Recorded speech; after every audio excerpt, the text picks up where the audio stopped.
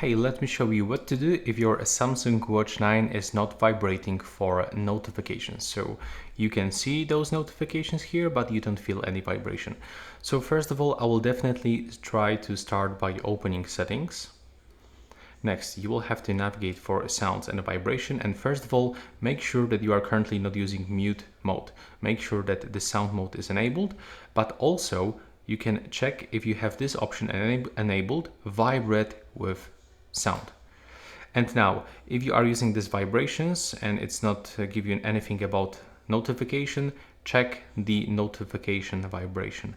Make sure that it's not set for a silent, so set for zig or tap, whatever you like. Now, when you go back, take a look for a system vibration.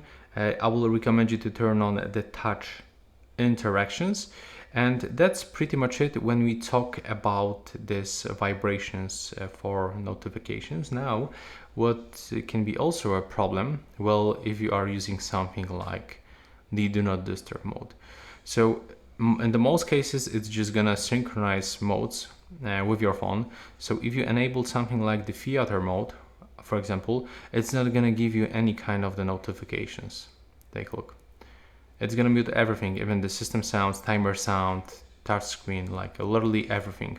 So make sure that you are not using this, and also that you are gonna unselect this mode, sync modes with phone, because if you enable the do not disturb mode on your smartphone, it will block incoming notifications on your phone.